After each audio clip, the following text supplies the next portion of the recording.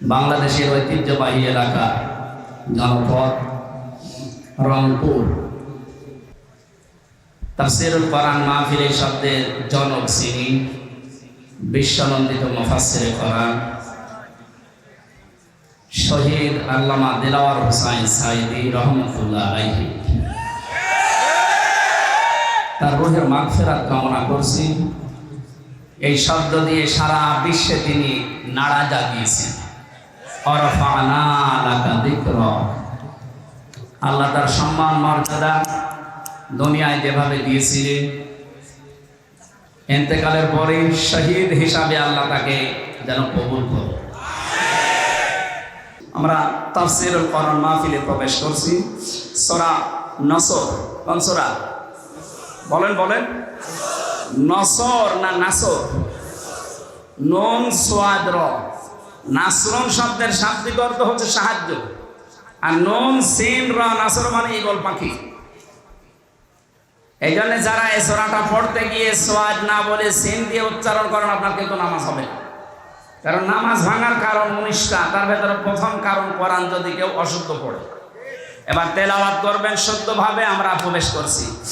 ফাউযু বিল্লাহি মিনাশ শাইতানির রাজিম। বিসমিল্লাহির রহমানির রহিম। ইযা জাআ নাসরুল্লাহি ওয়াল ফাত। সূরা নসরের 3টা আয়াত আল্লাহ দিয়েছেন। কোরআন শরীফে 3 আয়াত বিশিষ্ট সূরা আছে, 3টা: আসর, নসর আর কাউসার। কয়টা সূরা? এর ভেতরে মাত্র 3টা আয়াত আছে। আমার তো যতটুকু কোরআনের উপরে পড়াশোনা করা আছে, এই নসরের ভেতরে আল্লাহ এত কথা দিয়েছে, তাফসীর আকারে যদি আমি কিয়ামত পর্যন্ত হায়াত পাই, তাও এত কথা শেষ করা সম্ভব না। এত কথা এই সূরার ভেতরে আছে। নসর শব্দের শাব্দিক অর্থ সাহায্য। আল্লাহ বলেন, যখন আসবে আমার সাহায্য তখন আপনি বিজয় দেখতে পাবেন। তাহলে বিজয় আসার শর্ত সাহায্য। বিজয় আসার শর্ত কি? এই 15.5 বছর পরে যে বিজয় এসেছে, এটা আল্লাহর সাহায্যে এসেছে। মাধ্যম বৈষম্য বিরোধী ছাত্র আন্দোলনে যারা জীবন দিল, এরা মাধ্যম। আর যারা 2700 এখনো হাসপাতালের বেডে কাতরাচ্ছি, আমরা এদেশের দায়িত্বে এখন যারা আছেন তাদেরকে আহ্বান জানাচ্ছি, বাংলাদেশে এখনো যারা হাসপাতালে কাতরায়, বিশেষ করে স্বাধীনতায় এই যুদ্ধে যারা আহত হয়েছে, প্রত্যেককেই যেন পুনর্বাসন করা হয়, তা সঠিকভাবে এবং স্থায়ীভাবে। কথা বলেন ঠিক কিনা? এরা জীবন্ত শহীদ, কারো চোখ নেই, কারো পা নেই। আমি কুষ্টিয়া হাসপাতালে এই 6 তারিখে গিয়েছিলাম দেখার জন্য। 5 তারিখে স্বাধীন হয়েছে। 6 তারিখে সকালে গিয়ে দেখি একজনের খণ্ডকুশ উড়ে গেছে, একজনের চোখ উড়ে গেছে। আমার যতটুকু সমর্থ ছিল আমার বাবা, আমি নিজের পক্ষ থেকে বাড়িগুলো ওই শহীদদের বাড়িকে সাহায্য করে এসেছি। রাষ্ট্রকে আহ্বান জানাচ্ছে, আপনারা এগিয়ে আসেন। এই দরবেশের টাকা এবং এই জালেমাদের টাকা পয়সা সবগুলো বাজেয়াপ্ত করে এদের পেছনে খরচ করে। আমার ভাইরা, এজন্য যে বিজয় আমরা পেয়েছি, এটা আল্লাহর সাহায্যে, তাছাড়া সম্ভব ছিল না। 15.5 বছর এদেশে বহু মানুষ চেষ্টা চালিয়েছে, পারে নাই। আমার মনে হচ্ছে আবু সাইদ, মুগ্ধ, রায়হান, ইয়ামিন সহ এই ছেলে মেয়েদেরকে আমার আল্লাহ পাক এই দেশে আবাবিল পাখির মতো পাঠিয়েছে। ইযা জাআ নাসরুল্লাহি ওয়াল ফাত, যখন আসবে আল্লাহর সাহায্য, হে নবী আপনি বিজয় দেখতে পাবেন। আর বিজয় যখন আসবে, যে 7টা জিনিস পর দেখা যাবে, তার 1 নম্বরে ওয়ারাআইতান নাসা ইয়াদখুলুনা ফি দীনিল্লাহি আফওয়াজা। আপনি দেখতে পাবেন দলে দলে, পালে পালে মানুষ ইসলামে প্রবেশ করছে। কোথায়? বলেন। এই সুযোগটাকে যেন অন্যদিকে না নিয়ে যায়। এই জন্য ফরিদপুর থেকে শুরু করে এই যে পঞ্চগড়ে, অনেকে এখন কাজে লেগে পড়েছে বিভিন্ন মিশনারির নাম দিয়ে। সাদা পোশাকে তারা আসতেছে, নারী আর পুরুষ সবার পোশাক সাদা। ওরা এখন খ্রিস্টান ধর্মের নাম না, ঈসাই ধর্মের নাম দিয়ে মানুষদেরকে ওই ধর্মে নিয়ে যেতে চেষ্টা চালাচ্ছে। এটা বিজয়ের বিপক্ষের অবস্থান। বিজয় আসলে আপনি দেখতে পাবেন দলে দলে মানুষ পালে পালে ইসলামে আসবে, খ্রিস্টান ধর্মে আসবে, হিন্দু ধর্মে আসবে, ইহুদি ধর্মে আসবে। এরকম কোন কথা আল্লাহ পাক ঘোষণা দেননি। সুতরাং যারা এগুলো করছে আপনাদের মতলব অন্যদিকে। আমি কথা বোঝাতে পারি না, নিচে নামা যাচ্ছে না, সমস্যা আছে। সুতরাং এগুলো যারা করছেন আপনারা থামবেন। এ দেশের বিজয় মুসলমানেরা যখন এনে দিয়েছে, আল্লাহ যেটা জানাতে চাই দলে দলে পালে পালো মানুষ ইসলামে আসবে, এইটাই আমরা দেখতে চাই, অন্য কিছু না। সুতরাং ইহুদি, খ্রিস্টান, কাদিয়ানি, অন্যান্য যত নাম নিয়ে মানুষদেরকে ইসলাম থেকে বের করার চেষ্টা চালাচ্ছেন, এদেশের মুসলমানেরা এখনো বুঝে উঠতে পারেনি। যদি বুঝে উঠতে পারে, মাটি তলা পায়ের নিচে কিন্তু মাটি থাকতে দেবে না। কথা বলেন। আমরা আপনাদেরকে আহ্বান জানালাম, আপনারা থামবেন। যারা অন্য ধর্মের প্রচার করছেন, ৯৬% মুসলমানের দেশে ইসলাম থাকবে, অন্য কিছু না। অন্য যারা থাকবে জিজিয়া দিয়ে থাকবে। কথা বলেন না কেন? আপনারা যদি বসবাস করতে চান, হ্যাঁ ওয়েলকাম, স্বাগতম জানাচ্ছি, নিরাপত্তা দিয়ে রাখা হবে, কিন্তু নিজেদের ধর্ম ইসলামের উপরে চাপিয়ে দেবেন না। কারণ আল্লাহর সাহায্য যখন আসে তখন বিজয় আসে। এই আয়াত অনুযায়ী আমরা দেখতে পাচ্ছি বিজয় আসার প্রথম কাজ মানুষ আসবে ইসলামে। কোথায়? আফওয়াজা শব্দের শাব্দিক অর্থ আলেম যারা আছে জিজ্ঞাসা করেন তো। দলে দলে পালে পালে মানুষ ইসলামে আসবে, এর প্রমাণিত এই যে দিনাজপুরের 10 জন মুসলমান হয়ে গেল। আপনি আবার কোত্থেকে কি ঈসাই ধর্ম নিয়ে আসতেছেন? এবার আসেন তো শব্দের দিকে তাকাই। আল্লাহ পাক বলেন, হে নবী আপনি দেখতে পাবেন মানুষগুলো দলে দলে পালে পালে প্রবেশ করছে ফি দীনিল্লাহ, আল্লাহর দ্বীনে। কার দিন বলেন তো? দিন কার? আরো জোরে। আমাদের নাকি দিন? দিন আল্লাহর। আমরা হচ্ছে দিনের খাদেম, কামলা, লেবার, মনীষ, পাট, যাই বলেন, সার্ভেন্ট, ভিত্ত। আমরা কেউ এ দেশে দিনের মালিক না, আমরা সবাই দিনের খাদেম। দিনের খাদেমে কথা বলতে লজ্জা হয়, শরম লাগে, নিজেকে ছোট মনে হয়। আরে বিশ্ব নবী ছিলেন দিনের খাদেম। প্রচার করতে গিয়ে যখন কাফেরেরা পাথর দিয়ে আঘাত করত, ঢেকে ফেলতেন মারতে মারতে, হযরতে জিবরাইল এসে যখন পাথরগুলো সরিয়ে ফেলেন, নবীজি আহত অবস্থায়, ক্ষত বিক্ষত অবস্থায়, কথা বলতে পারেন না, এমন কঠিন অবস্থায় বলতেন, ইয়া আখি জিবরাইল, হে ভাই জিবরাইল, আমার কাজটা সকালবেলা থেকে কি? অন্য কোনো কাজ আছে আমার? ফেরেশতা জিবরাইল বলতেন, ইয়া রাসূলুল্লাহ, আল্লাহ পাক আমাকে জানাতে চেয়েছেন, বলতে বলেছেন এই কথা যে সকালবেলা থেকে আপনার কাজ এই দ্বীনের খেদমত করা, কারণ দিন প্রচারের জন্য দ্বীনের খাদেম হিসাবে আল্লাহ আপনাকে পাঠিয়েছেন। দিনের মালিক নবীজিও না, দিনের খাদেম ছিলেন তিনি। আমরাও দিনের খাদেম। বাস্তবতা এবার সামনে নিয়ে আসছে। আমরা আজ ৫৩ বছরে দিনের খেদমত করছে এদেশের অনেক মুসলমানেরা, চেষ্টা চালাচ্ছে দিনের খেদমতের যে সমস্ত পর্যায়গুলো আছে, মানুষকে দিনের দিকে নিয়ে আসা, ডাকা, দিনকে আল্লাহর জমিনে কায়েম করা, যে যেভাবে পারছি আমরা চেষ্টা করছি। কিন্তু দেখতে পাচ্ছি আমাদের এই বাধা দেওয়ার জন্য অনেকে উঠে পড়ে লেগেছে। আজকের মাহফিলের সভাপতি বাবুল সাহেব, উনি যদি বলে আমাদের 10 জনকে যে আপনাদের আমরা কামলা নিলাম, আপনি এই 2 বিঘা জমি ধান লাগিয়ে দেন, আমরা 10 জন মিলে ধান লাগাচ্ছি, বিকাল 5টা পর্যন্ত আমাদের ডিউটি, উনি বিকাল 5টায় এসে আমাদের বেতন দিয়ে দেবেন। বিকাল 5টা বাজতে আর মাত্র 10 মিনিট বাকি আছে। 10-12 জন মস্তান মোটর সাইকেল নিয়ে অস্ত্র নিয়ে এসে বলছে ধান লাগানো যাবে না, যা লাগিয়েছেন সব আমরা তুলে ফেলবো। আমরা যারা কামলা আছি, খাদেম আছি, আমরা যারা লেবার আছি, আমরা বলবো ভাই আপনারা ধান তুলে ফেলবেন, অসুবিধা নেই, কারণ ধানের মালিকও আমরা না, এই জমির মালিকও আমরা না। কথা বলেন, আমাদের একটা উদ্দেশ্য আছে এখানে কাজ করার। উদ্দেশ্যটা হচ্ছে এই জমিন যার, তিনি এখানে নেই, কিন্তু আমরা হচ্ছে পাহারাদার।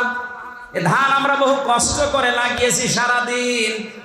আপনারা যদি ধান তুলে ফেলতে চান ফেলেন, কিন্তু আর 10 মিনিট পরে, আর না 10 মিনিট পরে মালিক আসবে, আমাদের বেতন দিয়ে দেবে, বেতন নিয়ে আমাদের সংসার চলবে।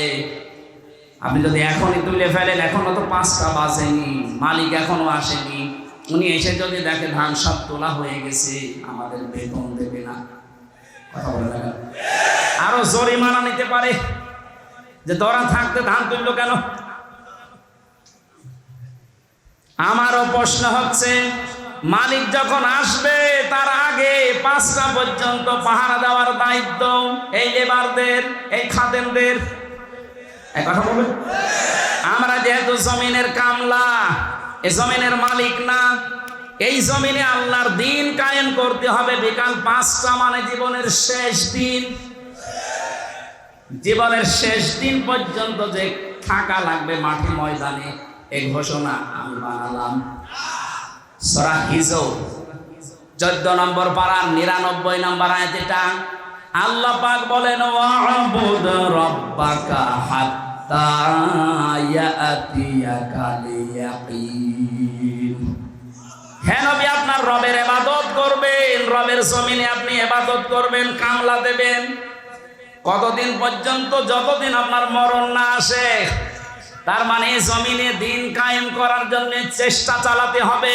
জীবনের শেষ দিন বিকাল 5টা মরণ পর্যন্ত। এর ভেতরে যদি কেউ বাধা দিতে আসেন, ওই ধান তুলে ফেললে যেমন মাস্তানদের সাথে হাতাহাতি হওয়া, কথা কাটাকাটি হওয়া, মারামারি হওয়া, খুন খারাপি হওয়া সম্ভাবনা নেই। বলেন বলেন বলেন। সুতরাং এই জমিনেও আমরা বিকাল 5টা পর্যন্ত কাজ করব।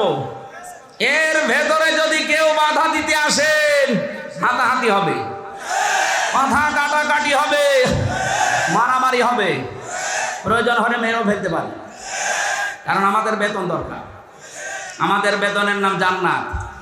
দেবে কয়টায়? 5টায়। বলেন বলেন। যেহেতু এখনো বিকাল 5টা বাজে নাই, মানে জীবনের শেষ দিন আসে নাই, আমার জীবনের মেন কাজ এখন এইটা, কি করে জমিন আল্লাহর দিন কায়েম হয়। এর ভেতরে বহু বাধা দিয়েছিলেন বিভিন্ন কায়দায়, যেগুলো বাধা দিয়েছে সেগুলোকে আল্লাহ নিজে অপমান করছে। এই যে কালামানিক বিসি উড়ে গেছে, বিসি উড়ে যায়নি, ওর অবস্থা এখন ভালো না। দয়া পরবশ হয়ে অনেক বিচারপতি এখন বলছে ওরে ছেড়ে দিলে ভালো হয়। কিসের ছেড়ে দেওয়া? ও মরে যাক, ওর কোনো ছাড় নেই।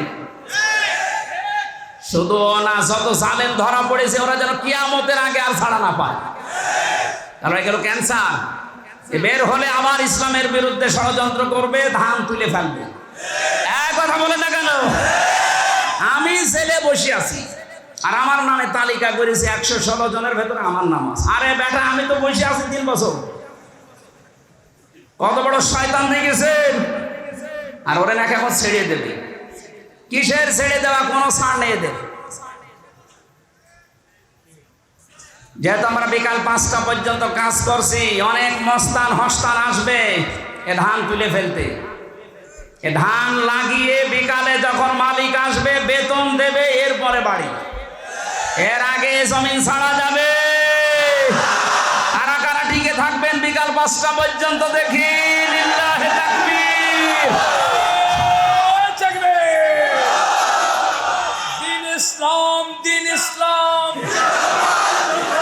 আল কোরআনের আলো, দুনিয়ার মুসলিম এক হও, লড়াই করো, নারায়ে তাকবীর। আমির হামজা ভাই এগিয়ে চলো।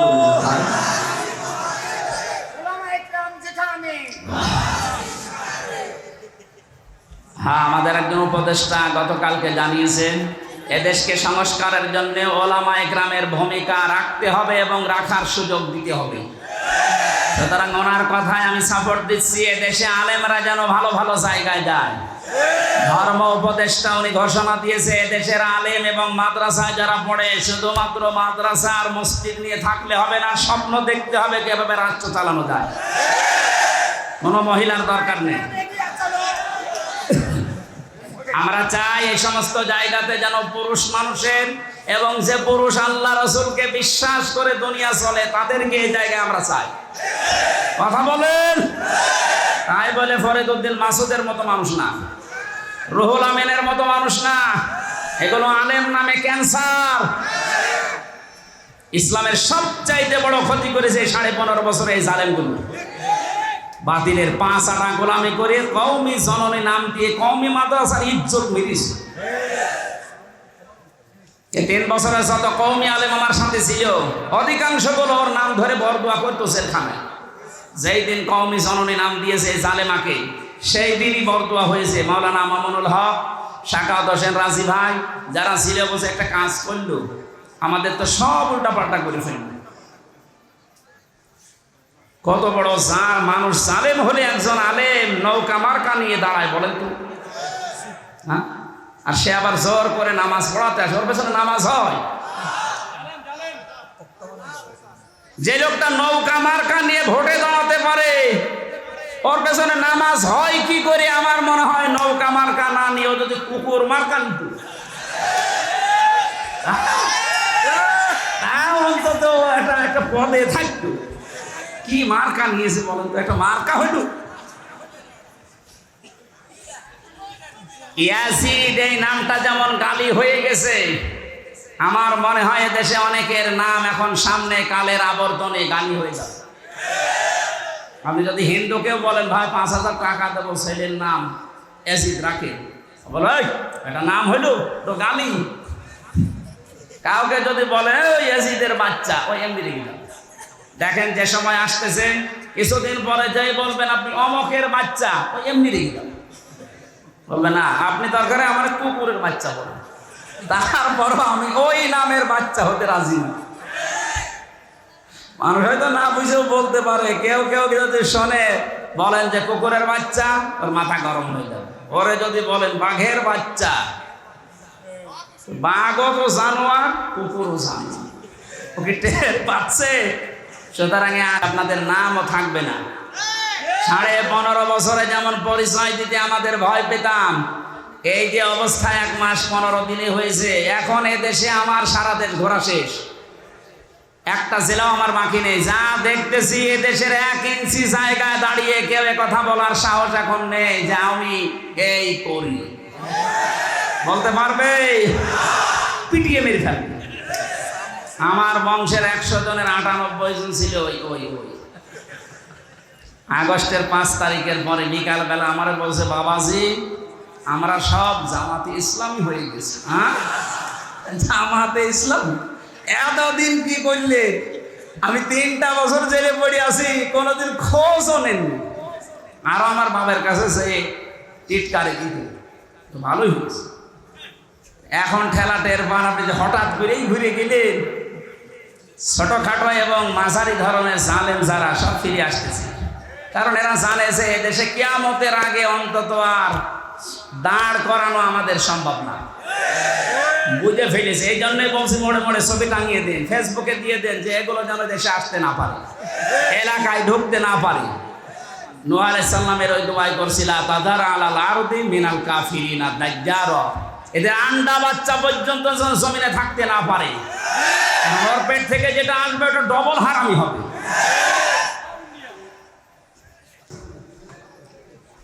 এই জন্য গর্থে লুকানোর জায়গা এদেশে আর নেই, কোনো গর্ত বাকি নেই। যেখানে যা লুকিয়ে আছে সব বের করে নিয়ে আসা হচ্ছে, কারণ কোনো জায়গা নেই আপনার জন্য। জালেমের জন্য পুরা জমিন আল্লাহ সংকীর্ণ করে দিয়েছে।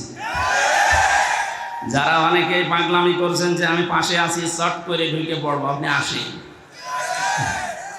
আসেন, আপনাকে আমরা ঢোকাচ্ছি। ঢোকাবো ঠিকই, যে বানিয়েছিলেন আয়না ঘর ওখানে ঢোকাবো। সুতরাং সবাইকে নিয়ে আমরা আল্লাহর দরবারে শুকরিয়া জানাচ্ছি যে স্বাধীন একটা মুক্ত জায়গায় আমরা এখন কোরআনের অনুষ্ঠান কোনো বাধা বিপত্তি ছাড়াই, অনুমতি ছাড়াই করতে পারছি। অথচ এই অনুষ্ঠানটা আগস্ট মাসের 5 তারিখে করতে হলে কমপক্ষে 14 জায়গায় অনুমতি নেওয়া লাগতো। অনুমতি যাদের কাছে নেওয়া লাগতো কি একটা মানুষ, অন্য ধর্মের মানুষের কাছে হলো আমরা মেনে নিতাম। মুসলমানের কোরআন মুসলমানের সামনে বলা হবে, আর ওর কাছে বলে বলা লাগবে যে আপনি একটু লিখে দেন। কি হয়ে গেছে এখন, হাড়ে হাড়ে টের পাচ্ছে না? কোরআনের পাখি 2 নম্বরে জানিয়েছিল শুধু নাড়া দেওয়া হবে, দিল্লি গিয়ে পড়বেন, একেবারে তাই করেছে। পৃথিবীতে এখন প্রায় 228টা রাষ্ট্র, স্বাধীন পরাধীন মিলে। আমার যা লেখাপড়া আমার এই আয়ত্তে বলছি, এখনো 7টা দেশ বাড়তেছে, 235টা দেশ হবে কয়েকদিন ইনশাআল্লাহ। 7 সিস্টার ভেঙে যাচ্ছে না? ওরা পাকিস্তান থেকে আমাদেরকে আলাদা করেছে, এই জন্য নাকি ওরা আমাদের পরম বন্ধু। আমরা আপনাদেরকে আরো 7টা দেশ বের করে দিচ্ছি, আমরা আপনাদের বড় বন্ধু। আপনারা 1 ভাগ করে যদি বন্ধু হন, আমরা কয় ভাগ করছি? আরো বেশি হবে। কারণ উনি বলেছিলেন যে বাবরি মসজিদ যেভাবে টুকরা টুকরা করেছেন, আল্লাহর এই ঘরকে ভারত এত টুকরা করবে আল্লাহ ইনশাআল্লাহ। অত টুকরা হলেও অসুবিধা নেই। অনেকে মনে করে তাহলে রাষ্ট্র হয়ে যাবে এক জেলার মতো। সিঙ্গাপুরে গেলাম, এই মাথা থেকে ওই মাথা মাত্র 43 কিলোমিটার। মাত্র 43 কিলোমিটার যদি একটা দেশ হয়, ভারতের তো 100টা দেশ হওয়া দরকার। হবে ইনশাআল্লাহ। তাহলে ভারতে আমার মনে হয় যেভাবে বাড়তেছে দেশ, 235টাও থাকবে না, 335টা হয়ে যাবে।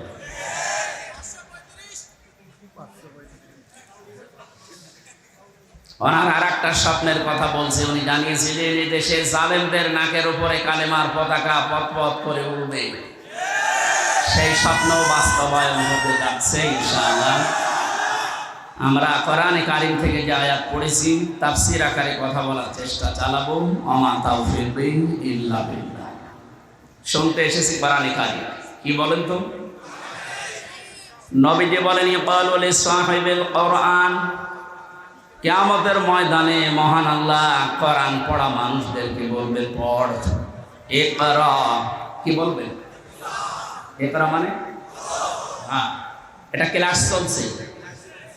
যারা এখানে আছে কলেজ বিশ্ববিদ্যালয় মাদ্রাসায় পড়া, আমরা জানি অধিকাংশ ক্লাসগুলো হয় সর্বোচ্চ 45 মিনিট। 45 মিনিট ক্লাস হয় এই কারণে, কারণ যারা ক্লাস নেয় বিশ্ববিদ্যালয়ে কলেজে এদের যোগ্যতা নেই, এই জন্য 45 মিনিটে শেষ করে দেয়। অবশ্য ঠিক। আমাদের ভার্সিটিতে একজন ক্লাস নিত, ডক্টর লোকমান স্যার। ওনার যে যোগ্যতা কোরআনের উপরে, হাদিসের উপরে, আমার মনে হয় উনি 45 মিনিট না 45 ঘন্টাও যদি ক্লাস নেয় কেউ মাথা তুলবে। এত যোগ্যতা আল্লাহ তারে দিয়েছে, কিন্তু 45 মিনিট পরে ঘন্টা বেজে যায় আর একজন আসে। কেন? বিজ্ঞান এই মাথা নিয়ে গবেষণা করে চালিয়েছেন যে এখানে যে সমস্ত সিস্টেমগুলো আল্লাহ দিয়ে রেখেছেন, মানুষের কথা রিসিভ করার জন্য একটা জায়গা আছে, অক্সিপিটাল লব বলা হয়। এই জায়গাতে মানুষের কথাগুলো ধরে ক্যাচ করে রেখে দেয়। সর্বোচ্চ 45 মিনিট কথা বলার পরে মানুষের এই জায়গা এখান থেকে আগেরটা আবার মিশে যায়, নতুন করে যেটা বলবেন ওইটা যোগ হয়। এই জন্য 45 মিনিটের পরে ক্লাস নেওয়া ঠিক না, কারণ ক্লাস একটা গুরুত্বপূর্ণ জিনিস।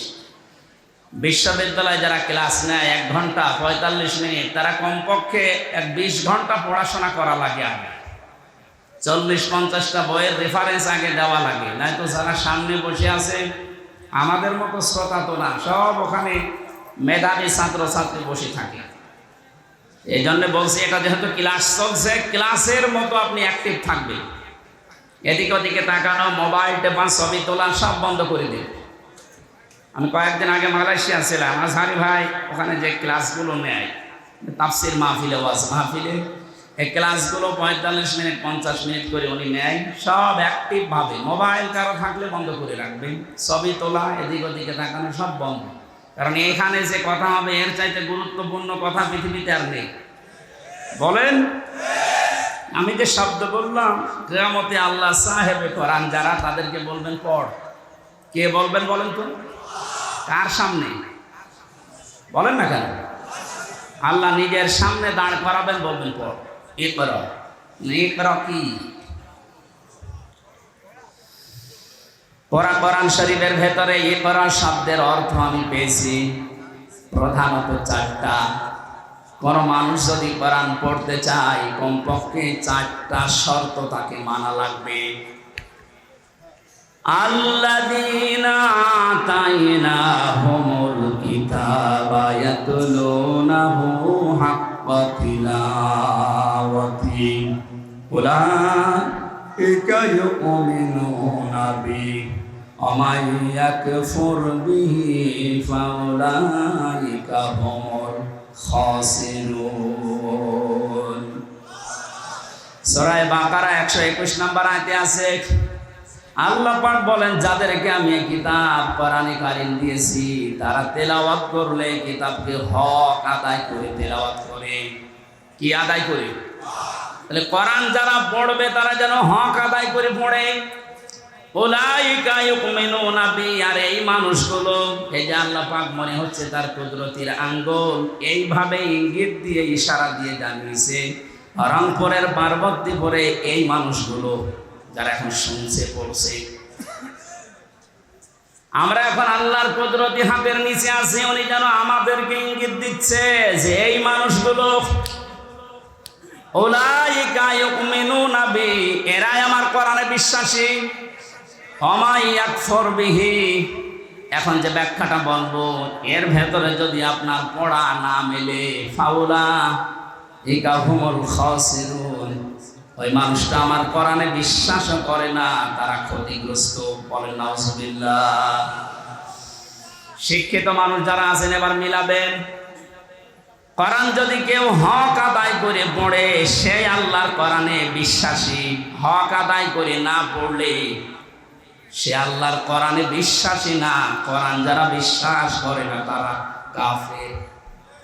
এই কথা বলছেন না? চারটা শর্তের প্রথম হচ্ছে আপনাকে তেলাওয়াত করা লাগবে শুদ্ধ করে। বাংলাদেশে একটা সমস্যা হয়ে দাঁড়িয়েছে, 100 জনের 95 জন কোরআন শরীফ শুদ্ধ করে পড়তে পারে না। প্রথমটাই তো ধরা খেয়ে যাচ্ছি আমরা। এই জন্য শিক্ষা ব্যবস্থা যেখানে যেটা আছে, সে মাদ্রাসার নাম হোক, স্কুলের নাম হোক, মডেল নাম হোক, কিন্ডারগার্টেন হোক, যাই হোক, এখানে 100 মার্কের কোরআনে কারীম আমরা বাধ্যতামূলক চাই। আমরা কোরআনে কারীম হক আদায় করে পড়তে হলে এটা শুদ্ধ করে পড়ার নিয়ম করতে হবে। শিক্ষা ব্যবস্থায় 15.5 বছরে এমন ভাবে ধ্বংস করে দিয়েছে, আমি একটা একটা করে পয়েন্ট আকারে বলতে গেলে আপনি এখনই উঠে দাঁড়িয়ে পড়বেন। এই জন্য আমরা যেখানে যে প্রতিষ্ঠান গড়ে তুলছি, আজকের এই যে নুরানি ক্যাডেট হাফেজিয়া মাদ্রাসা, এখানে আমি জানি শুদ্ধ করে পড়ানো হয়। আরাতিলিল কুরআনা তারতিলা, আল্লাহ পাক বলেন কোরআন পড়তে হলে স্পষ্টভাবে, সহিহ শুদ্ধভাবে, তারতিলের সাথে থেমে থেমে পড়ো। এই নির্দেশ কার? তাহলে আমরা প্রথম বুঝলাম, 1 নম্বরে যদি কেউ কোরআন পড়তে চায় হক আদায় করে, তাকে শুদ্ধ করে পড়া লাগবে। দ্বিতীয় নম্বরে, শুধু শুদ্ধ করে পড়লেই হবে না, এটা আপনাকে বুঝতে হবে। ফেরাউন তার রাজত্বে নিজেকে খোদা দাবি করার জন্য যে পয়েন্টগুলো সামনে এনেছিল, সেটার দ্বিতীয় পয়েন্ট ছিল এই, আসমানি কিতাব জনগণকে বুঝতে দেওয়া যাবে না। আমার মনে হয় 1000 বছর পর অনেকেই হামানের মতো মন্ত্রীর পরামর্শে, উপদেষ্টাদের পরামর্শে, লেডি ফেরাউন দুনিয়ায় যারা এসেছিল, তারাও আল্লাহর আসমানি কিতাব কোরআনে কারীমকে বোঝার পথ বন্ধ করে দিচ্ছিল। মানে দিয়েছে। কোরআন বোঝার মতো কোনো ইনস্টিটিউট দেশে খোলা হয় না, কোরআন গবেষণা করার মতো কোনো প্রতিষ্ঠান দেশে বানানো হয় না। লালনের জীবনী গবেষণা করার জন্য একাডেমি বানিয়েছে। লালন গবেষণাগার বানানো হয় এদেশে, লালন একাডেমি তৈরি করা হয়, অথচ কোরআনের একটা শব্দ নিয়ে আপনি চিন্তা ভাবনা করে নতুন কোনো তথ্য বের করবেন সেরকম কোনো প্রতিষ্ঠান এদেশে নেই। দুঃখজনক হলেও সত্য, আমরা 96% মুসলমান। কত ভাগ? 96%। 96% আমাদের দরকার নেই। গত পরশু দিনের আন্তর্জাতিক একটা রিপোর্ট পেয়েছি, এদেশে এখন 100 জনের 14 জন মানুষ যারা বিদায় নিয়েছে, জালেম স্বৈরাচারী, এদের পক্ষে এখনো পর্যন্ত সাফাই গাচ্ছে। 100 জনের জবান খোলেন না কেন? 100 জনের 28 জন এখনো পর্যন্ত যে কোনো কায়দায় থালা হাতে নেওয়ার চেষ্টায় আছে। সে যেভাবে থালা দেন, থালা নিয়ে কি করবে? আগস্ট মাসের 5 তারিখের পর থেকে আজকের এই সেপ্টেম্বরের 21 পর্যন্ত আমরা একটা জরিপ দেখতে পাচ্ছি, যারা এখনই খাবো খাবো বলছে তারা কিন্তু তাদের চরিত্রের বহিঃপ্রকাশ এই 1 মাস 15 দিনে ঘটিয়ে ফেলেছে। আনন্দের সংবাদে জরিপের শেষে লেখা আছে, এই দেশে 100 জনের 58 জন মানুষ এখন চাচ্ছে আল্লাহর আইন দেশে কায়েম হোক। কথা বোঝার চেষ্টা করে ভাই, তাকবীর পরে দিন। যে মানুষগুলো চাচ্ছে দেশে 100 ভাগের 58 জন মানুষ আল্লাহর জমিনে আল্লাহর দিন কায়েম হয়ে যাক, তাহলে যে যার অধিকার ফিরে পাবে। তাদের মুখ দিয়েই শোনেন, তারা বলছে ভাই আমাদেরকে একটু সময় দেন না কেন? কেবলমাত্র 15 বছরের, একদিন 2 দিন না, 15.5 বছরে সব উলট পালট করে রেখে গেছে। যারা দায়িত্ব নিয়েছে তাদের প্রতিদিনের বক্তব্য এটা যে হাত দেব কোথায়, যেখানে হাত দেয় সেখানে দুর্নীতি। একটা দেশ কত বড় দুর্নীতিগ্রস্ত হলে কেন্দ্রীয় মসজিদের ইমাম পর্যন্ত পালিয়ে যায়। এ চোরাই আবার কালকে এসেছিল, পিটানি খেয়ে বিদায় নিয়েছে।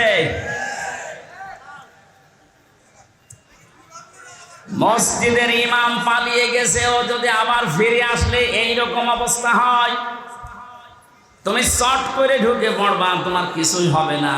আসলে কথা বলতে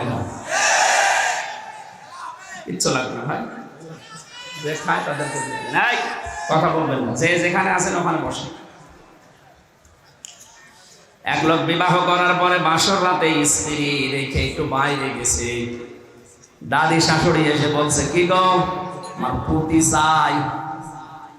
বউ বলছে দাদি শাশুড়ি আপনি দোয়া করেন, আপনাকে সংবাদ আমি দেব। কিছুক্ষণ পরে শাশুড়ি এসে বলছে কি গো বৌমা আমার নাতি চাই। মা আপনি দোয়া করেন। কিছুক্ষণ পরে ননদ আর দেবর এসে বলছে ভাবি তুমি যাই করো আমাদের কিন্তু ভাবি চাই। ভাবি বলছে তোমরা দোয়া করো আমার সময় দাও। স্বামী এবার এসে বলছে বউ তুমি কি করবা আমি জানি না, আমার বেবি চাই।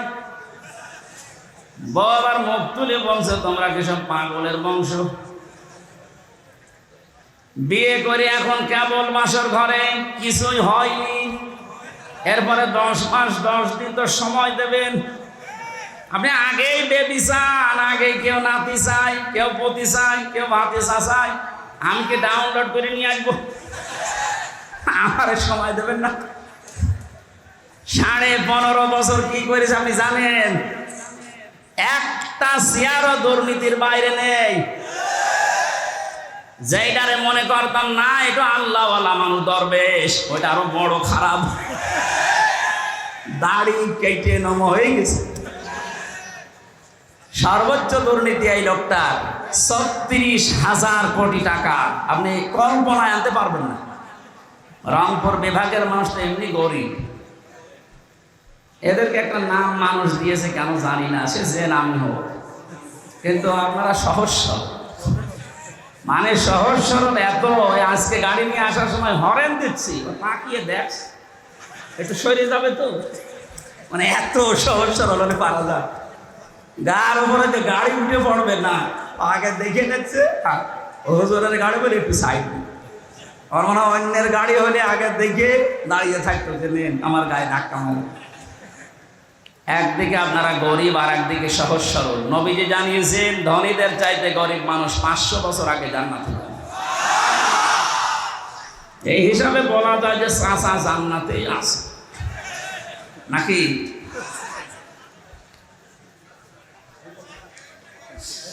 আমার ভাইরা যারা দায়িত্ব পেয়েছে সংস্কারের জন্য, যখন ছাত্ররা আপনাদের হাতে দিয়েছে খুব তাড়াতাড়ি করেন, এদেশের কোনো চেয়ার যেন বাকি না থাকে, সবগুলো সংস্কার করেন। কারণ এই জালেমদের দোসর এইগুলো।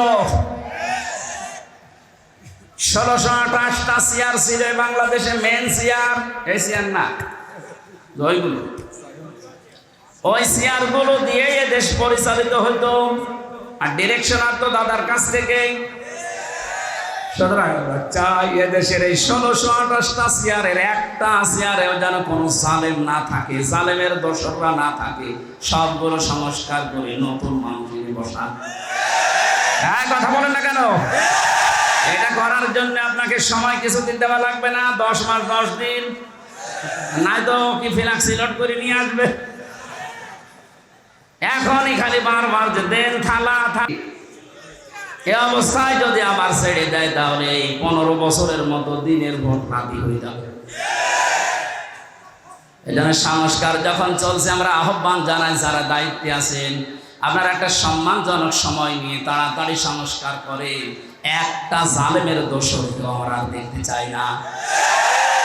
আল্লামা মামুনুল হক কয়েকদিন আগে ঘোষণা দিয়েছেন, এই দেশে যেই মানুষগুলো জুলুম করেছে 1628টা, এর বাকি যারা জেলায়, উপজেলায়, থানায়, ইউনিয়নে যারা জালেম বলে চিহ্নিত, এদের ছবি মোড়ে মোড়ে টাঙিয়ে দেন, যেন জালেমরা কিয়ামতের আগে দেশে আসতে না পারে।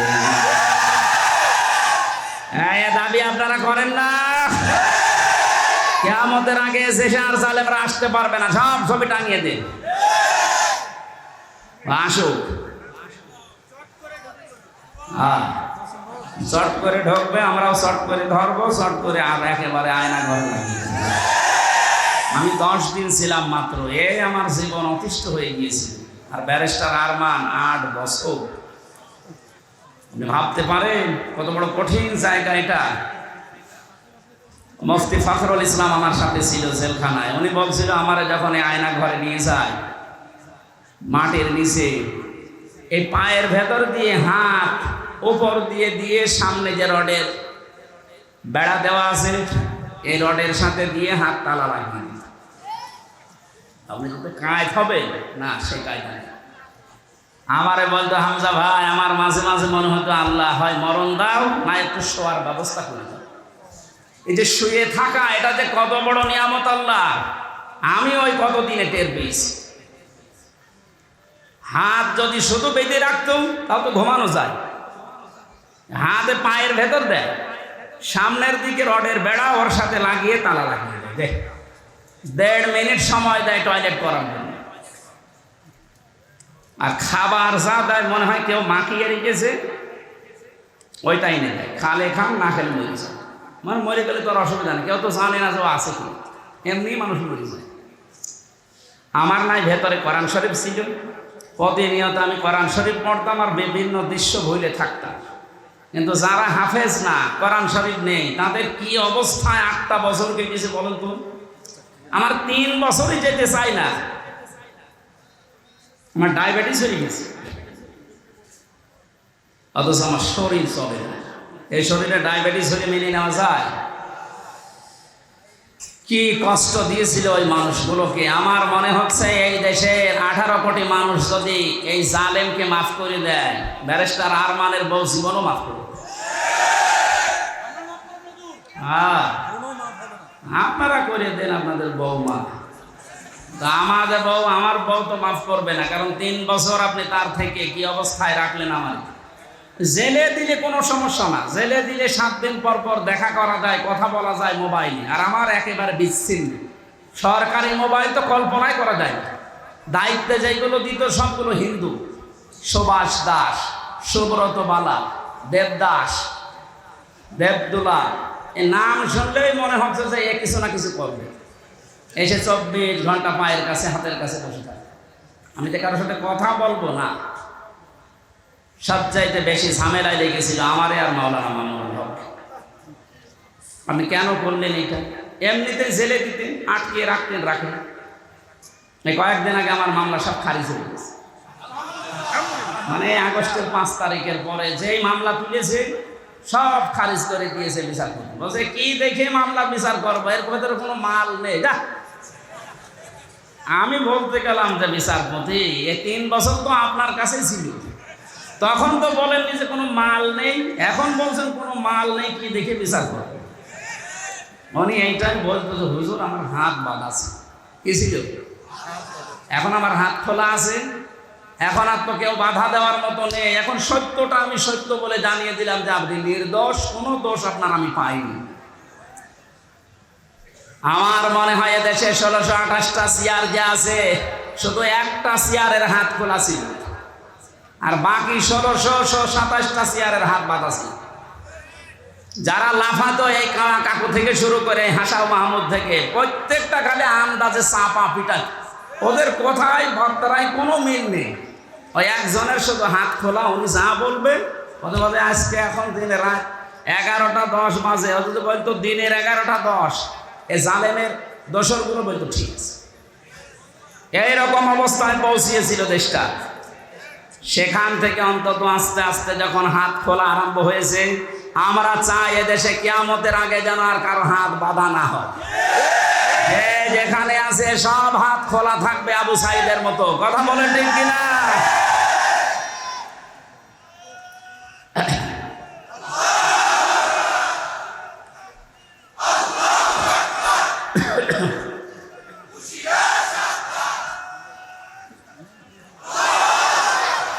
দরুদ পড়ছি, সালাম পাঠাচ্ছি আমাদের নবী মুহাম্মদুর রাসূলুল্লাহ সাল্লাল্লাহু আলাইহি ওয়াসাল্লামের প্রতি। তার প্রথম শব্দই ছিল কিয়ামতের দিন আল্লাহ মানুষকে বলবেন পড়। পড়ার শর্ত বলছিলাম কয়টা? 1 নম্বরে পড়তে হবে শুদ্ধ করে, 2 নম্বরে বুঝতে হবে এই পড়া বিষয়টা। আমি ছোটবেলায় যখন 9-10 পড়তাম, ওই সময় একটা ছেলে পড়াতাম কুষ্টিয়াতে। একটা ছেলে আমার কাছে পড়ে, আমাদের ছোট নদী চলে বাঁকে বাঁকে। আমি বললাম এটা মুখস্থ করে আমার সোনা বাঁকাই। আমার বলছে হুজুর এই যে আমাদের ময়াকার দয়কার র একটা শব্দ লিখতে 4টা অক্ষর কেন লাগে এটা আপনি বলেন, তারপরে আমি ছোট নদী পড়বো। হ্যাঁ, আমি জানি না একটা শব্দ লিখতে, বাক্য লিখতে যে 4টা অক্ষর লাগে, আমি তো জানি না। চিন্তা করলাম আল্লাহ এর বয়স কয় বছর, এখনো বোধ ছাড়েনি। আর এ একটা শব্দ পড়বে, সামনের শব্দে যাবে না যতক্ষণ আগেরটা না বুঝবে। অথচ 96% মুসলমান এই দেশে আল্লাহর কালাম পড়ে যাচ্ছে আন্দাজে, কিচ্ছু জানে না। আহ্বান জানাচ্ছে এই ছেলেটার মতো মন তৈরি করেন, যেটাই পড়বেন আগে বুঝবেন যে আল্লাহ এবং তার রাসূল কি জানাতে চায়, এরপরে সব যাবে। কথা বুঝতেছে? 3 নম্বরে শুধু পড়লে বুঝলেই হবে না, যতটুকু জ্ঞান আপনি পেয়েছেন এই জ্ঞানটা মানুষের কাছে নিজের জীবনের ভেতরে বাস্তবায়নের চেষ্টা চালাতে হবে। 4 নাম্বার শর্ত হচ্ছে শুধু নিজে মানলে হবে না, এটা মানুষের কাছে পৌঁছিয়ে দেওয়ার নিয়ত করা লাগবে। এই হাদিসের ব্যাখ্যায় আরেকটা হাদিস পেয়েছি, এদিকে তাকান। আন আবি হুরায়রা রাদিয়াল্লাহু তাআলা আনহু قال قال النبي সাল্লাল্লাহু আলাইহি ওয়াসাল্লাম, নবীজি বলেন বাল্লিগু আন্নি ওয়ালাউ আয়া। তোমরা যদি একটা বাক্য জেনে থাকো ওটা মানুষের কাছে পৌঁছিয়ে দাও। বাল্লিগ দেননি নবীজি, বাল্লিগু বহু বছর। আলেম যারা আছেন তাদেরকে বলছি, কোরআনে কারিমে আল্লাহ বাল্লিগু দেয়নি, দিয়েছেন বাল্লিগ। ইয়া আইয়ুহার রাসূল বাল্লিগ মা উনজিলা ইলাইকা মির রাব্বিক। হে রাসূল, আপনি তাবলীগ করেন, প্রচার করেন, ছড়িয়ে দেন, ছিটিয়ে দেন, জানিয়ে দেন, মানুষের ভেতরে প্রচার করেন যেটা আপনার রব আপনাকে দিয়েছে, তার নাম কোরআন শরীফ। তার নাম কি? আরো জোরে বলেন। কিন্তু কোরআন প্রচার করতে গিয়ে আপনার মনের ভেতরে যেন দুইটা জিনিস কখনো না আসে। কিতাবুন উনজিলা ইলাইকা ফালা ইয়াকুম ফি সাদরিকা হারাজুম মিনহু লিতুনদিরা বিহি ওয়া যিকরা লিল মুমিনিন। বলেন আল্লাহু আকবার। আল্লাহ পাক বলেন, এই যে কিতাবে কোরআন আপনাকে দিলাম, এটা যখন মানুষের মাঝে প্রচার করবেন তখন আপনি যেন কোনো ভয় পাবেন না, কোনো দ্বিধা দ্বন্দ্ব সংশয় সন্দেহ এগুলো আপনার মনের ভেতরে কাজ না করে। হারাজনের ব্যাখ্যায় মুফাসসিরিন ইকরাম লিখেছেন দুইটা বিষয়। এক নম্বরে, কোরআন প্রচার করতে গিয়ে কখনো এই ভয় পাবেন না যে মানুষ হয়তো না বুঝে অনেকেই মন খারাপ করতে পারে। এরকম মানুষ দেশে নেই? আচ্ছা, আল্লাহ যেটা জানাতে চাই আমিও ওইটা বলতে চাই। তো অনেক মানুষ আছে কোরআনের বক্তব্য না বোঝার কারণে আন্দাজে মন খারাপ করে থাকে ও মনে করে আমারে বলতেছে। দ্বিতীয় নম্বরে, কোরআনে কারিমে আল্লাহ যেগুলো দিয়েছেন ইবাদত হিসাবে আবহমান কাল থেকে অনেকে এমন এমন ইবাদত আবিষ্কার করে করে যাচ্ছে যেগুলো আসলে কোরআনে নেই, ইসলামে নেই। হে নবী, আপনি যখন কোরআনের তাফসীর করবেন তখন ওইগুলো তো টিকবে না। ওই মানুষগুলো তখন আপনার প্রতি মন খারাপ করবে, খারাপ ধারণা করবে। আজকে বাংলাদেশে যেমন মাজারওয়ালারা করছে, মাজারের কোন অস্তিত্ব কোরআন হাদিসে আছে? হ্যাঁ আছে। আপনি মাজারকে সংরক্ষণ করে রাখেন, কোনো ইহানত যেন না হয়, অপমান না হয়, গরু ছাগল যেন নষ্ট না করে। তাই বলে সেখানে সেজদা দেওয়া লাগবে, গাঁজা খাওয়া লাগবে, নারী পুরুষ জেনা করা লাগবে? কোথায় গেছে? আমরা তো এই মাজারের বিরুদ্ধে, যেখানে গাঁজা খাওয়া হয়, যেখানে নারী পুরুষের অবাধ মেলামেশা হয়। কথা বলেন না কেন? এরকম মাজার দেশে নেই। আপনি আমার সাথে চলেন, আমি দেখাবো চট্টগ্রামে অধিকাংশ গুলোতে গাঁজার ফ্যাক্টরি আর নারী পুরুষের অবাধ জেনা। যেগুলো আবাসিক হোস্টেল গুলোতে হয়ে থাকে ওইগুলো মাজারে হচ্ছে প্রকাশ্যে। তার হক্কানি আলেমরা কোনদিন এটা দেখার পরে, জানার পরে সহ্য করতে পারে? এতদিন পর্যন্ত জালেমরা ওদেরকে পাত্তা দিত, জালেমরা ব্যবসা করে খেত, এই কারণে কিছু বলতো না। জালেম যেহেতু নেই এখন, আলেমরা এই জন্য এত বেশি সতর্ক করছে যে মাজারের অস্তিত্ব যেন না থাকে, ঘুরিয়ে দেন। কারণ আলেমরা দেখে এসেছে যে হাজী সাহেব প্রধান অতিথি, সভাপতি, সভাসী হযরতে ওসমানের কবর আমি দেখেছি, খালি একটা পাথর দেওয়া আছে, বোঝা যাচ্ছে না। আর বাংলাদেশে গরু ছাগল মরে গেলেও কবর 3 তলা হয়। হযরত ওসমানের মতো দামি মানুষ আপনার বাবা, কবর পাকা করা লাগবে? ওসমান রাদিয়াল্লাহু তাআলা আনহুর কবর যদি মাত্র একটা পাথর দেওয়া থাকে তাও বোঝা যাচ্ছে না আপনার বাবা কি হয়ে পড়েছে। না, এমন সময় কারেন্ট চলে গেল।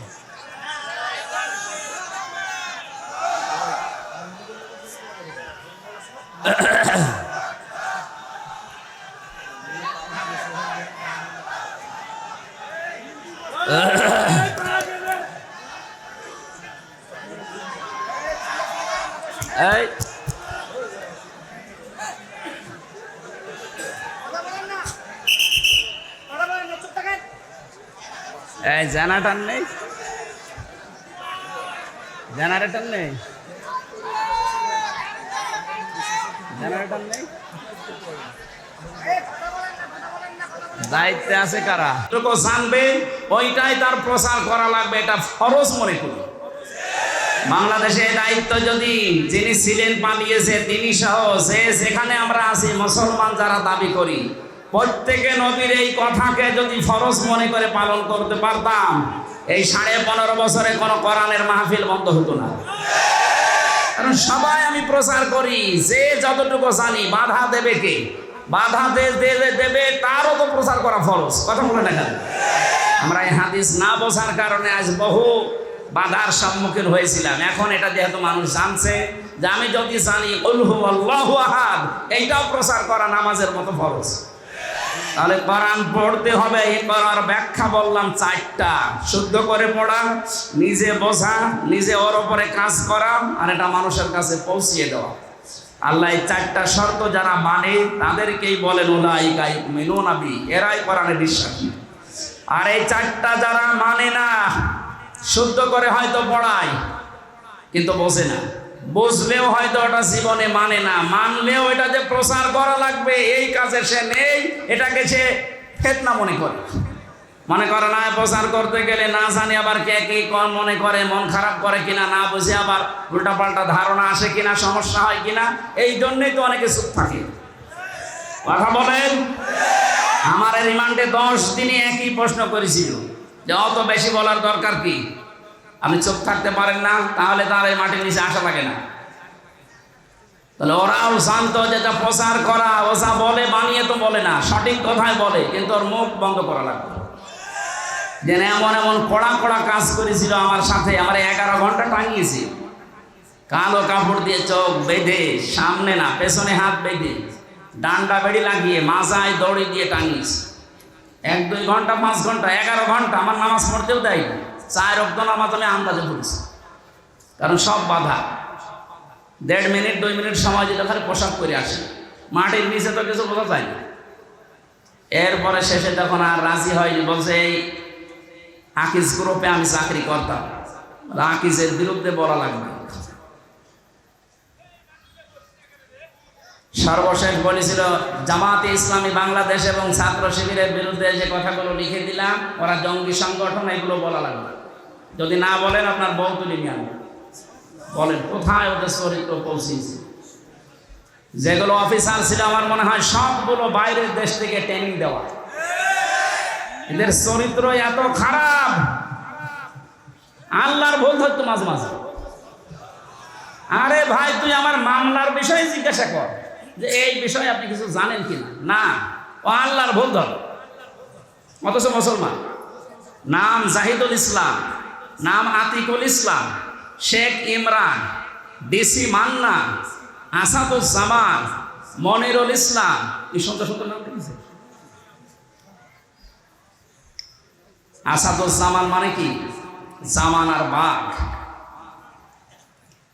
মনিরুল ইসলাম স্ট্যাটাস দিয়েছে কালকে, এই শয়তানরা যদি দেশের মানুষ ধরতে পারে, জঙ্গির নাটক সাজিয়ে বিনা কারণে হাজার হাজার মানুষের জীবন নষ্ট করছে।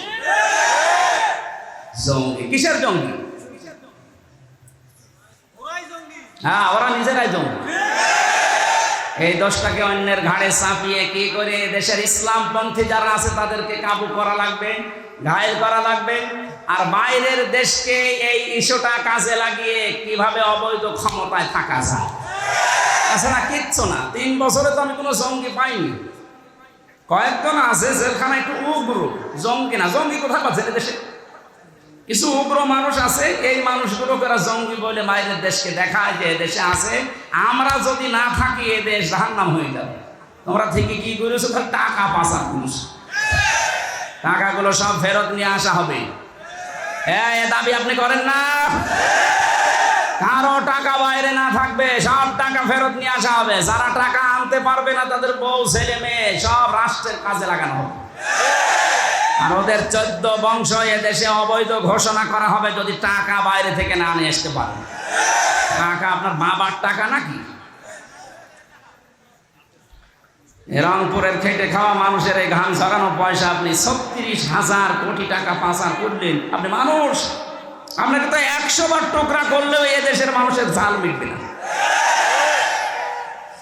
কালকে বাংলাদেশের সর্বোচ্চ জায়গায় যারা আছে তাদের ভেতরে একজন, আমি নাম নিলাম না, উনি ঘোষণা দিয়েছেন আল্লামা সাঈদীকে যেভাবে ফাঁসি দেওয়া হয়েছিল বিনা দোষে বিনা কারণে, ফাঁসির রায় দিতে তো পারেনি, শেষে যাবজ্জীবন দিয়েছে, আমৃত্যু দিয়েছে। কিন্তু যারা দিয়েছে ওদের বিরুদ্ধে একটাও মিথ্যা কথা বলা লাগবে না, শুধু সত্য কথা দিয়েও যদি বিচার করা যায় তাহলে 1000 বার ওকে ফাঁসি দেওয়া যাবে। 1000 বার। কি করেছেন আপনি নিজে নিজে ভাবে। অনেকে বলছে না কিছুই করেনি, পদ্মা সেতু বানালো। কিসের পদ্মা সেতু বানিয়েছে?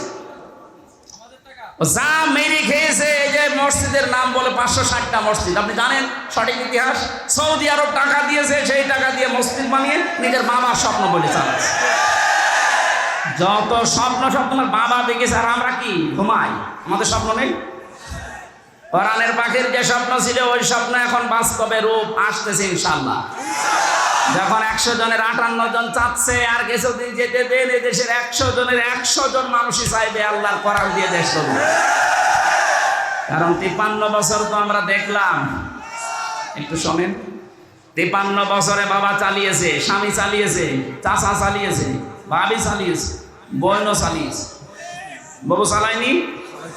আমরা দেখলাম কি হয়। এখন শুধু বাকি আছে আল্লাহর এই কোরআন দিয়ে দেশ চললে কেমন দেখা যায়, আমরা দেখতে চাই। এই কথা বলেন না কেন? এটা দেখতে চাই না, এটা দেখবেন। এটা যদি কায়েম হয় তখন বুঝবেন যে কেমন সুন্দরভাবে দেশ চলছে। কেউ না খেয়ে থাকবেন ইনশাল্লাহ। আমরা যতটুকু আশা পাচ্ছি, দেখতে পাচ্ছি ভরসার জায়গা। এদেশের মানুষ যদি আর কয়েক % বেড়ে যায়, আর বাড়বে আমি ইচ্ছা করে আশা করছি, কারণ কয়েকদিন আগে 10 জন মুসলমান হয়ে গেল দিনাজপুর, এর আগে 2 জন চুয়াডাঙ্গা, এর আগে 1 জন গাইবান্ধা, এর আগে 1 জন এই চট্টগ্রামের কি লাউদিঘি। হতেই আছে অমুসলিমরা, আর মুসলমানরা তো একেবারে ছোট জালেম আর মাঝারি জালেম ফিরে আসতেছে। কারণ বড় বড় তো সব তালিকা করা, ও আসবে না। আমার কুষ্টিয়ার যে 2 জন ছিল তালিকা, কোথায় যে পালিয়েছে, ওর বাড়ির ইট পর্যন্ত মানুষ খুলে নিয়েছে, পায়খানার প্যানও খুলে নিয়ে যা। আমার মাঝে মাঝে মনে হয় আবু জেহেলের বাড়ি যদি পায়খানা হতে পারে, কারণ ও ওখানে বসে বসে সলা পরামর্শ করত নবীর বিরুদ্ধে, ইসলামের বিরুদ্ধে।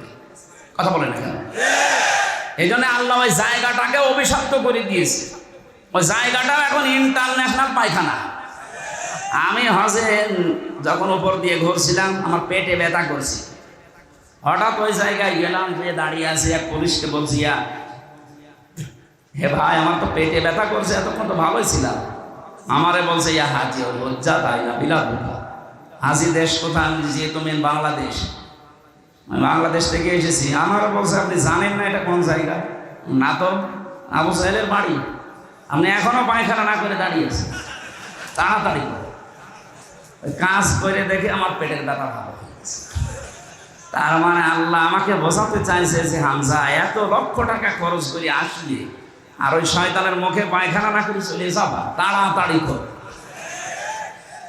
কাবার পাশে ওর বাড়ি, এত দামি জায়গা, শুধু ইসলামের বিরুদ্ধে অবস্থান নিয়ে জালেমের থাকার জায়গা যদি আল্লাহ গজবের জায়গা বানিয়ে দেয়, এই বাংলাদেশের যে সমস্ত জায়গায় বসে বসে আলেমদের বিরুদ্ধে, ইসলামের বিরুদ্ধে ষড়যন্ত্র করত, ওই জায়গাগুলো জাতীয় পায়খানা বানানো।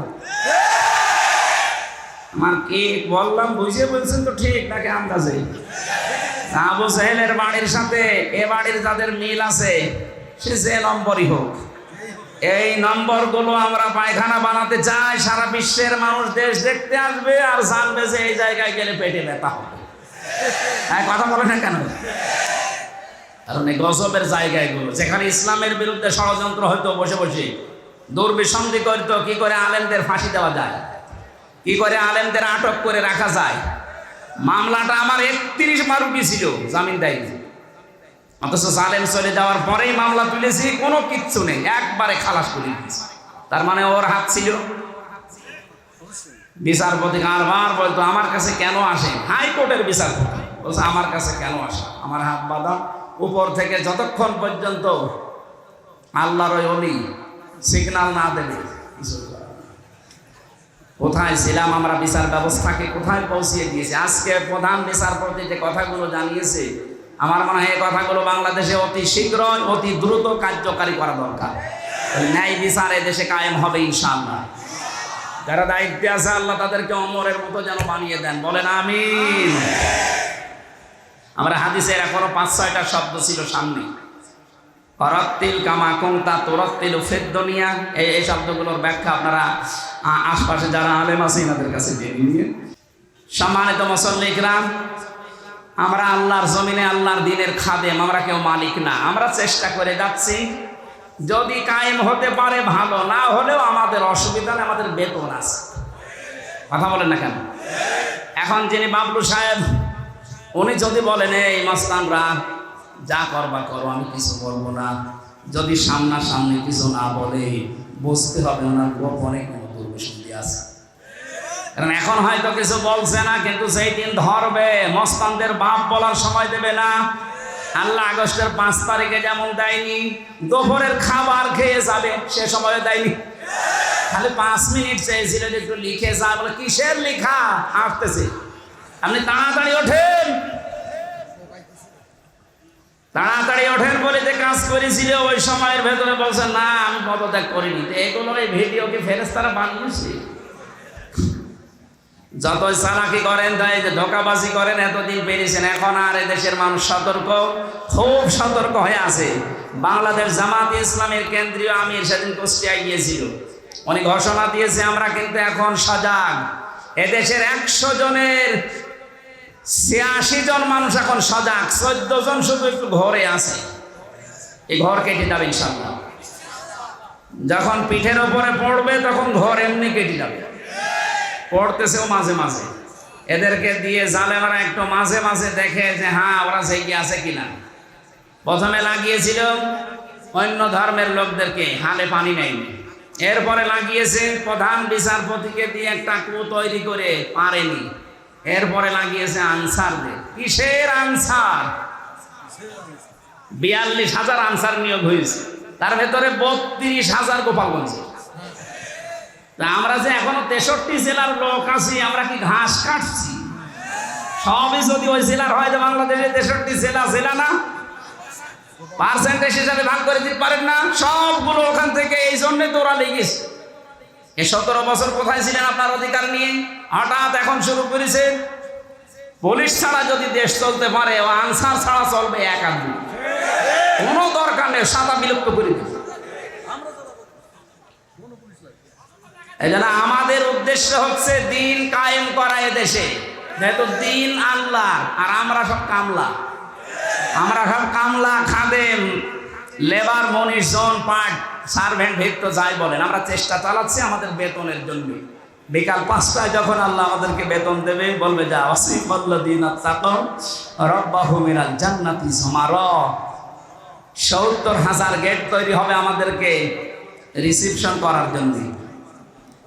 আজ এই দেশের নেতা যারা আসে বিভিন্ন জেলাতে, মন্ত্রী, এমপি, তাদের জন্য 8টা, 10টা, 15টা গেট হয়।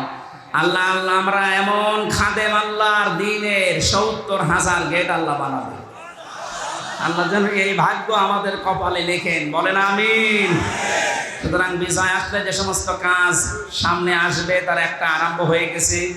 দিন যত যাচ্ছে এদেশে দিন কায়েম হোক, এটা অনেকেই চাচ্ছে। 58 ভাগ যখন হয়ে গেছে, এটা মিথ্যা নয়। ফাসাব্বিহ বিহামদি রাব্বিকা ওয়াস্তাগফির। আমাদের কাজ এখন আল্লাহর কাছে ইস্তেগফার করা, নত হওয়া, বিনয়ী হওয়া, তার কাছে তওবা করে ফিরে আসা। ইন্নাহু কানা তাওয়াবা, অবশ্যই তিনি তওবা কবুলকারী। তওবা কবুল হওয়ার জন্য শর্ত আছে 3টা। কয়টা?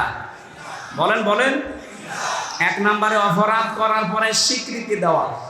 আমি সহ যারা এখানে আছি, এই কান লাগান, আমরা প্রত্যেককে আল্লাহর কাছে এখন প্রকাশ্যে স্বীকৃতি দিচ্ছি যে আমরা অপরাধী। বলেন বলেন। আমরা অপরাধী না, আমরা গোপনে না, প্রকাশ্যে বলছি আল্লাহ আমরা অপরাধী। 2 নম্বরে আমরা অনুশোচনা করছি, অনুতপ্ত আমরা। 3 নম্বরে জীবনে যা ভুল করেছি ওই ভুলে আর কোনোদিন ফেরত যাব না। আল্লাহ আমাদের তাওবা অবশ্যই কবুল করবেন, কারণ তিনি গফুর, গফফার, সাত্তার সব নাম নিয়ে বসে আছেন।